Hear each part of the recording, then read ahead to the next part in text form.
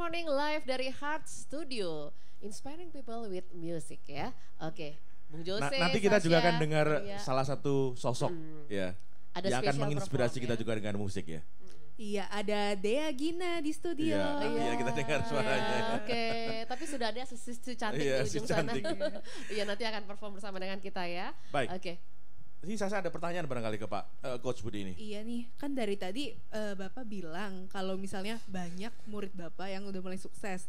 Ternyata dari tahun 2008 Coach Budi Utoyo sudah mulai mengadakan seminar ya. Yes. Dan bisa nggak sih Pak di-share peserta seminar yang udah jadi sukses dan kaya itu kayak apa sih supaya bisa semakin menginspirasi kita, Tadi Pak? kan contohnya tukang tambal ban, gitu ya. Namanya siapa namanya Pak? Fauzi. Fauzi, oke. Nanti saya kalau ke sana kenal Pak Fauzi saya. Pecel lele lela. Oh. Iya kan? Selama ini Itu unik bertahun-tahun juga tuh yang pecel namanya pecel lele kaki 5 gitu ya. Begitu ikut seminar saya, sekarang jadi miliarder loh. Miliarder betul. Miliarder Masuk loh. istana tuh Pak. Ya pokoknya jadi miliarder lah dia. Ya tukang warung lele jadi miliarder. Itu. Ya. Jadi harus berterima kasih pada lele kali ya.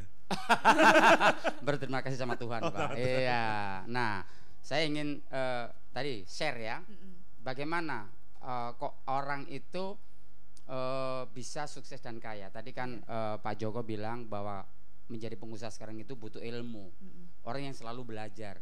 Ini ada anak muda baru lulus dari UI. Ya.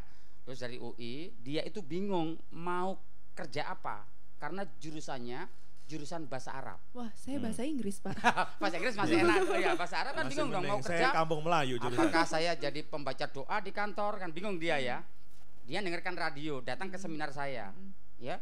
Di dalam seminar itu saya akan mengajarkan bagaimana memulai usaha. Salah satu modal menjadi pengusaha itu adalah mental entrepreneur. Ya, mental entrepreneur. Kalau Anda bermental entrepreneur, ya seperti saya tukang insinyur, tapi saya punya klinik kecantikan. Kenapa? Saya gunakan mental entrepreneur. Ya. Nah, anak muda ini habis ikut seminar saya kan mental entrepreneur. Orang kalau mengatakan, aku kan gak punya modal, udah ini orang susah ini, gak bermental entrepreneur. Pengusaha itu kalau Anda ikut seminar saya memulai usaha tanpa modal sepeser pun bisa. Terus kalau nggak pakai modal pakai apa, Pak? Modal orang lain dong. Oh, memberdayakan sekeliling ya, Pak. Ini pemahaman modal ya. Modal itu ada dua, tangible, intangible. Tangible itu apa? Duit yang kita punya, kendaraan kita punya, rumah kita punya. Tangible. Bagaimana kalau kita nggak punya duit, nggak punya rumah, nggak punya kendaraan? Punya dong teman. Lu teman itu intangible dong. Bahasa saya nggak punya duit, Mas Yose punya duit. Bisa nggak duit lu gua pakai buka laundry kiloan? Ntar hasilnya bagi dua deh. Bener nggak? Jadi kalau kita bermental entrepreneur, nggak pinter memanfaatkan kepandaian orang. Ya, nggak punya bisnis, manfaatkan bisnis orang. Sekarang Mbak Ria misalkan punya teman konveksi. Bisa dong jualin bajunya. Kok tahu saya punya teman yang ada di konveksi, Ya tahu Pak? dari wajahnya kan kelihatan. Mbak Ria Bukan luka bantal ya? Iya, saya punya ilmu ya. Saya bisa lihat karakter Mbak Ria tanpa saya kenal sebelumnya. Saya tahu dari tanggal lahirnya. Ya, karakternya apa, usaha yang cocok apa.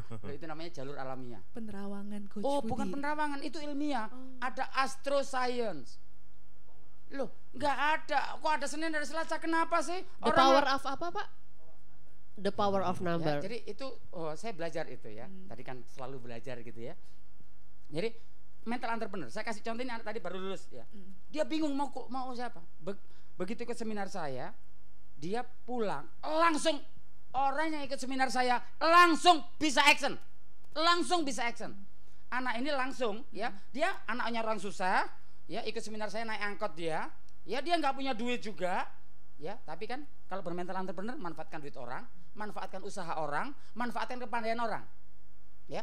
Anak ini begitu habis ikut seminar saya, dia itu datangin di Depok persewaan alat pesta yang besar mana, didatangin, Pak kalau saya sewakan alat pesta Bapak dengan harga Bapak, saya dikasih berapa? Oh 10%. Pak saya buatkan MOU ya, yes. Dia ke Tangerang, dia ke Bekasi, dia ke Bogor, dia ke Jakarta. Orang-orang yang punya usaha persewaan alat pesta kan berangkatnya otodidak. Dia nggak ngerti marketing. Dia nunggu orang nyewa, betul nggak? Nah ini kan tak ajarkan marketing anak muda ini. Dia datangin ke kampus-kampus, hei kampus, ke UI-nya dulu. Kalau perlu tenda, perlu kursi, perlu sound system, hubungin gua saja. Ya, dia ke pemerintahan, dia kemana-mana. Ordernya jalan ini. Ya, begitu ordernya jalan dia dapat duit dong. Saya ajarkan 30% untuk kebutuhan hidup, 30% untuk mengembangkan usahamu, 30% untuk investasi. Pelan-pelan dia beli kursi, beli tenda. Dalam waktu 2 tahun jadi miliarder dia. Wow. Belum kawin udah jadi miliarder. Kenapa jadi miliarder? Omsetnya udah 10 miliar. Tuh Sasya belum kawin Sasya. Memang kalau Ini belum kawin kode ke Sasya ini Ya sebenarnya. artinya belum kawin aja sukses. Oh, Siapa gitu. lagi sudah kawin? Tanya Tuntutannya Sasya. lebih tinggi Tanya dong. Siapa sih Pak namanya? Siapa sih Pak? Namanya Idris. Jadi ini real. Pendengar Radius Hotline buka di Google. Ya, idrissukses.com.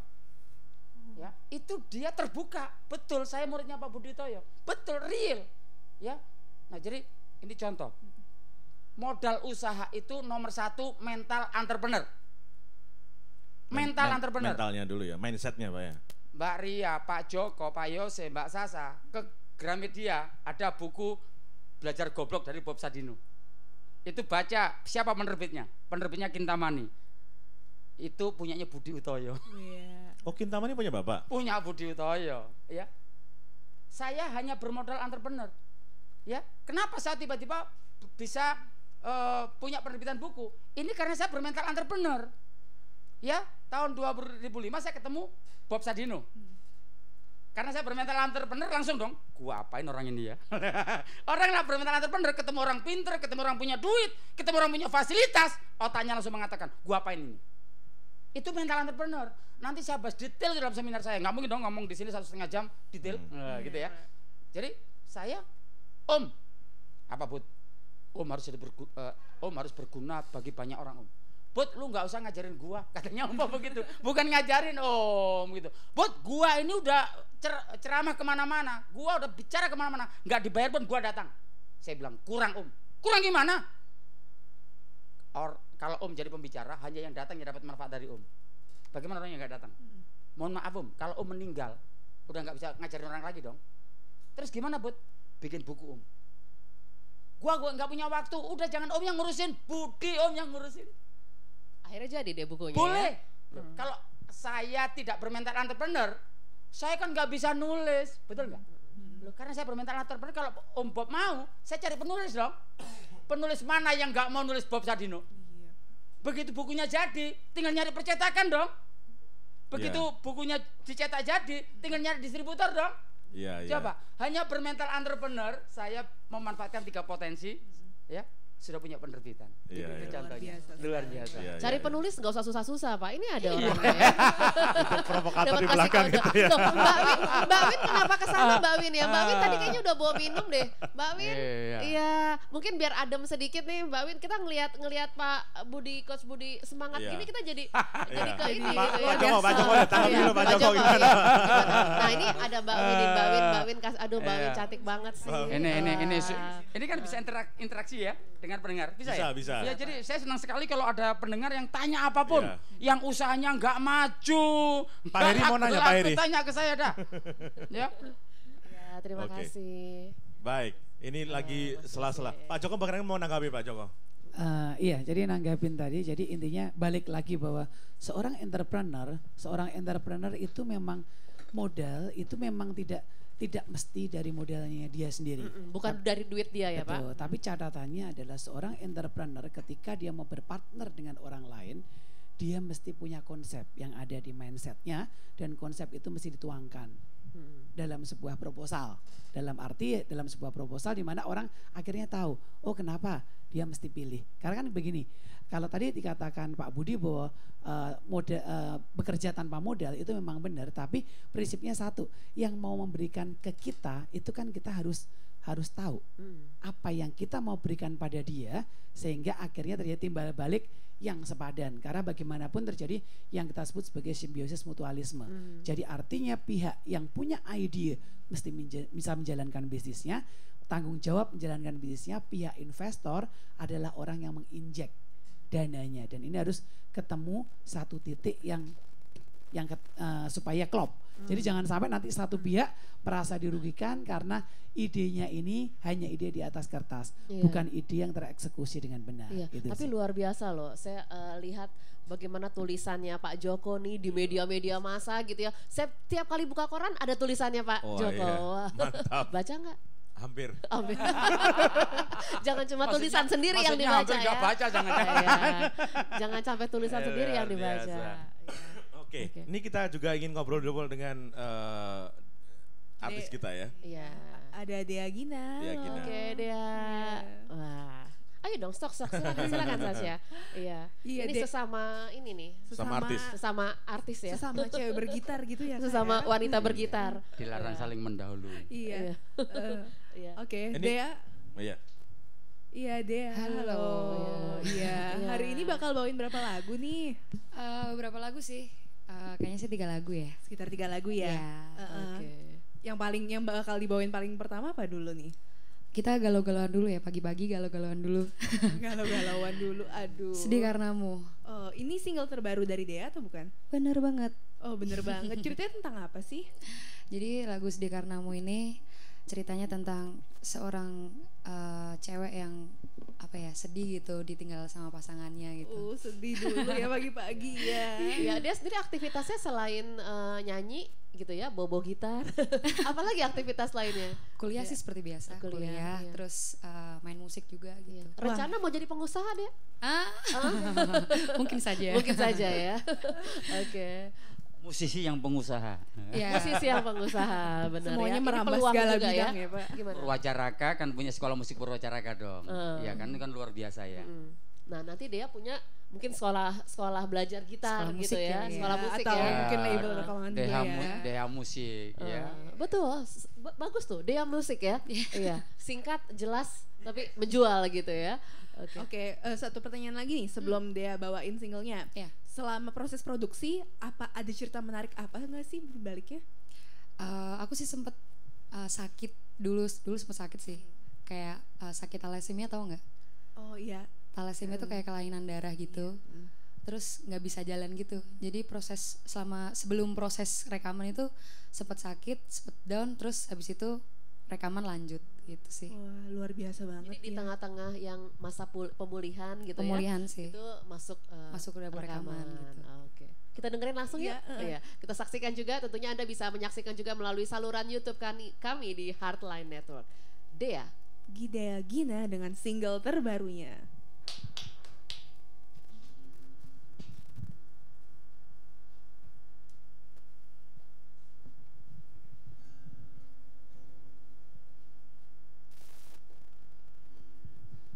Iya. Saya sukanya kalau artis bawa gitar, bawa alat musik gini nih. Jadi dia sendiri yang harus cek gitu ya. Jadi memang dia harus punya kemampuan lebih ya.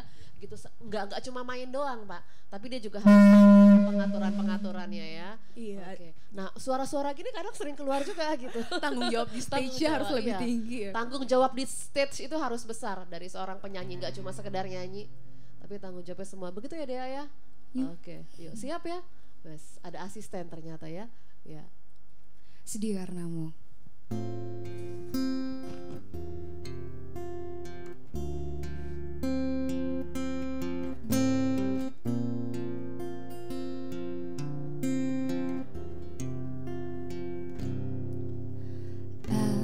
Aku tak percaya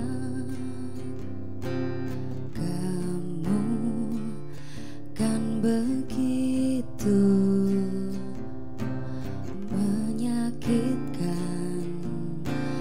menyakitkan perasaanku.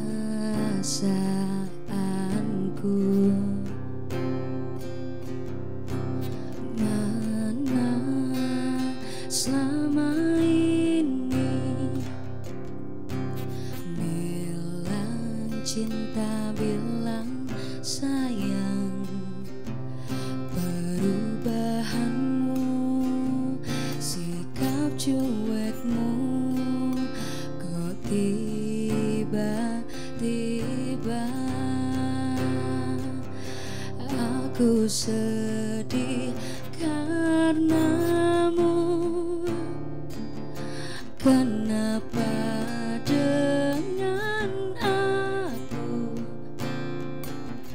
Aku sedih karenamu. Kenapa dengan aku tunjukkan padaku apa salahku.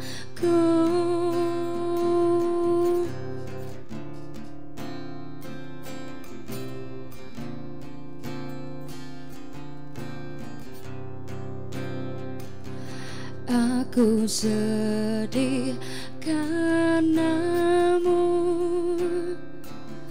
Kenapa dengan aku? Aku sedih karenamu. Kenapa dengan aku? Tunjukkan padaku apa